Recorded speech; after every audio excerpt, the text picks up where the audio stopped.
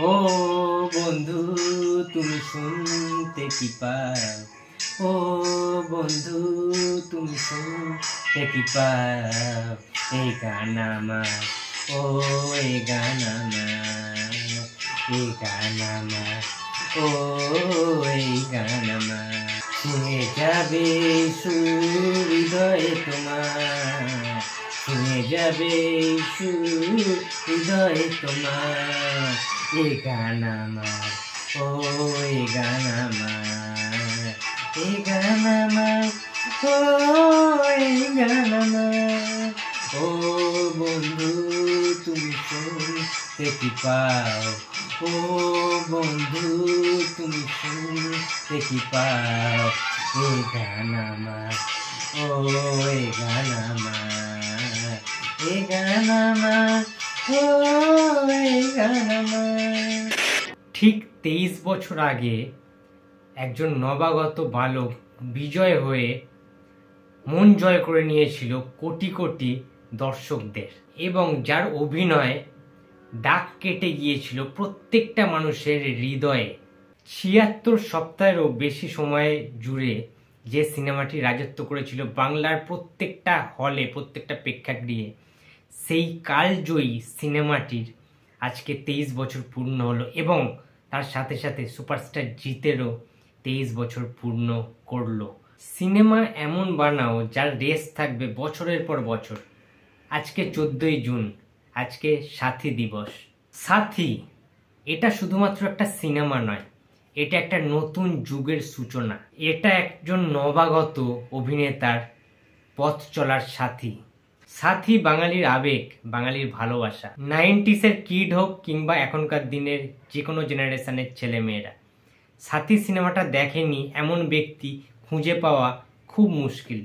সাথী এমন একটা সিনেমা, সেই সময় দাঁড়িয়ে বাংলা ইন্ডাস্ট্রির নবজাগরণের একটা সাক্ষী হয়ে থেকেছিল, এবং সাথী সিনেমাটা প্রায় প্রত্যেকেরই বারংবার দেখা হয়ে গেছে, অজস্রবার। আমি তো সংখ্যায় হাত গুনে বলতে পারবো না যে কতবার দেখেছি।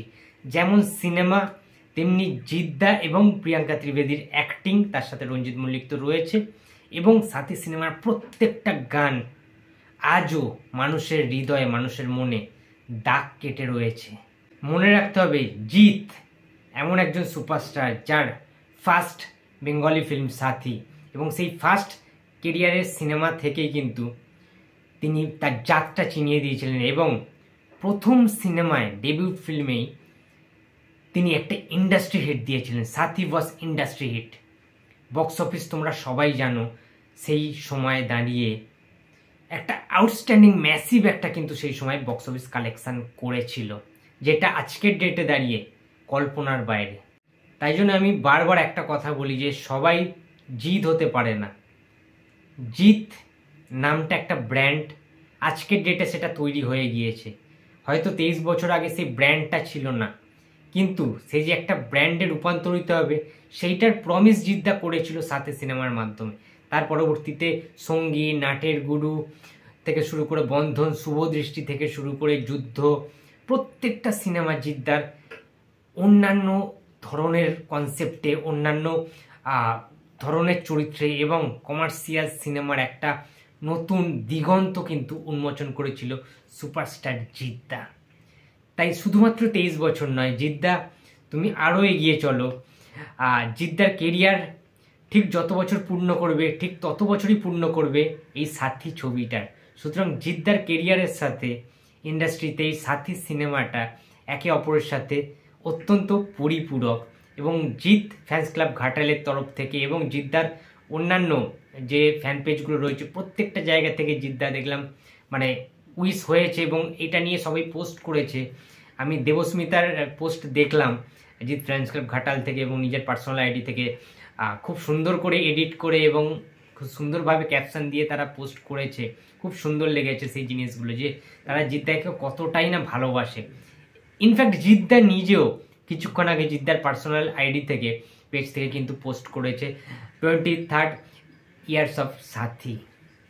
সুতরাং সাথী ইজ ইমোশন, সাথী ইজ আবেগ, সাথী বাঙালির ভালোবাসা, বাঙালির মন জয় করার একটা ইতিহাসের সাক্ষী।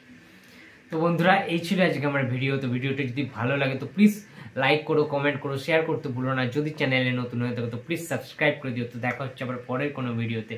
তো টাটা।